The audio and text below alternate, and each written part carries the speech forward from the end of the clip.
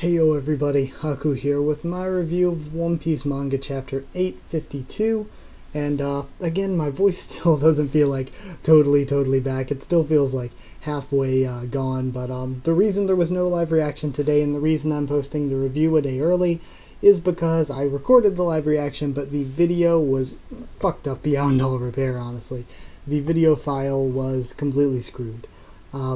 I'll put most of the blame on that on myself. I should have, you see in a lot of my videos, I go in and check on my recording as I'm recording it. Sometimes, like for the freaking live reactions and read-throughs and stuff, I'll do it on camera occasionally. I'll be like, hold on, let me check this a second. But I just didn't pay enough attention to it, and it completely messed up. So really, I should have, I can put the blame for that one on myself mostly. So, yeah, but I can say it was first thing in the morning. I was trying to record this thing. But either way, so only the review this week, and it's going to be a little bit early. So let's talk about this. I really thought that the chapter itself was really good, and it was really good, and it was necessary for the story, but it wasn't like some huge, crazy revelations or anything like that. And really, we have a break next week, and I guess technically Oda took a break, and then we came back for 2 weeks. It was just different for us because of how things leaked, and now we're taking another break. And really, this chapter didn't feel like a huge chapter to take a break on, so it stands to reason that maybe next chapter we get in 2 weeks' time is going to be really big. But either way, I don't mind it because I think Oda deserves as many breaks as he needs to make the story as great as it is. And I thought the art this week was nice, so yeah. So starting from the very beginning, I did think the cover to this was really cute. I like that look for Robin that they had going in the cover with the button-up shirt and everything.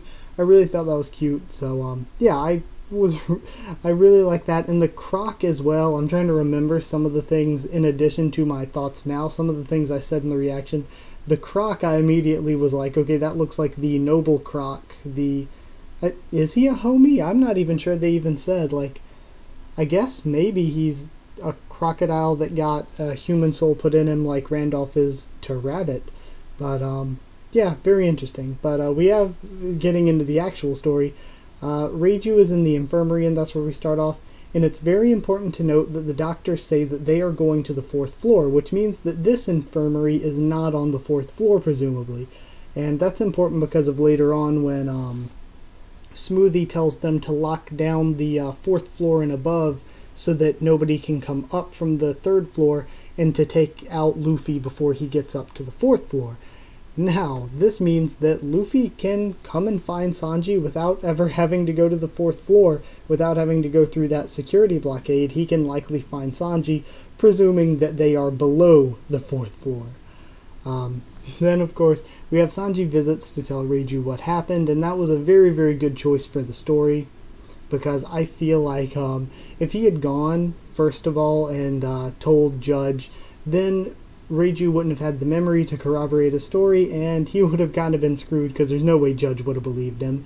So all of that, I think it was really good for the story that he went to Reiju first, and of course she ends up believing him. But the one panel of Reiju's legs there, when she's checking on her legs, way, guys. Then, of course, we cut over to Jinbei. Jinbei frees the prisoners by burning the library. And the first thought about that is, like, they didn't quite make a big deal about it this chapter, but Big Mom is going to be pissed. She's collecting all these creatures, and Jinbei just lit the books on fire and set them free. Yeah, that's a pretty big deal, I feel. Also, Jinbei hypes up Montdor and Big Mom's other subordinates, which I think is really cool, reminding us again that she has very powerful underlings, not just being very powerful herself. Nami also looked really cute here. And Jinbei says that he's finished with his business, and my guess there is that he still lost some time from his lifespan, because that's what we were hinted at with the Pedro backstory. Now, a lot of people were thinking maybe he lost a limb, and yeah, it was a possibility before, but now I think we've seen his limbs, and we can confirm he didn't lose any of those. Maybe he ran away and didn't lose anything, but I would put my bets on him losing some lifespan. Also, Luffy is exhausted, but it's still cool, throwing back to when he said he wouldn't eat unless it was Sanji's food. Even though he's exhausted, he's like, I still don't want anything to eat. So he runs to warn Sanji about pudding. Of course, Sanji already knows. And he leaves Nami and Jinbei behind to deal with the coming guards. But I think Jinbei's plan is just for them to hide. Then we're back to Reiju and Sanji, where Reiju believes him. But she says she never trusted Pudding. The whole reason she was there is that she was kind of snooping around. So Sanji is still very, very distraught, of course, because he's like, of course, how did I fall for this? How did I think this would all work out if I just went along with it? And Reiju actually says, okay, good, I want Germa to die. Let's go ahead and keep Big Mom's plans a secret. You go ahead and escape. And I was very surprised by that. I was like, okay, Reiju, just let me and my family die. Let everybody die. Like, I get that they're bad, but the flashback upcoming kind of made me feel a little bit more for them. Because we have the Reiju's memory of their mom and dad fighting. The mom was named Sola, and apparently she took a drug to interfere with the surgery she had to make the children into superhumans, but the drug only apparently worked to save Sanji, and it made the mother waste away and eventually die.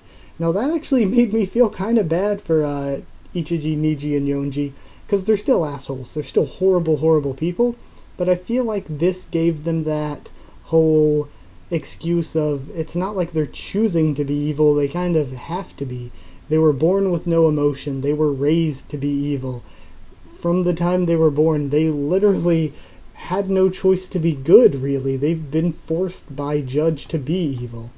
So, and we also see that very cute and very feelsy Sola would tell stories about Sanji to Reiju, and I said that's a little bit of a dick move in the live reaction as well, because you tell the one kid about how great the memories with the other kid are.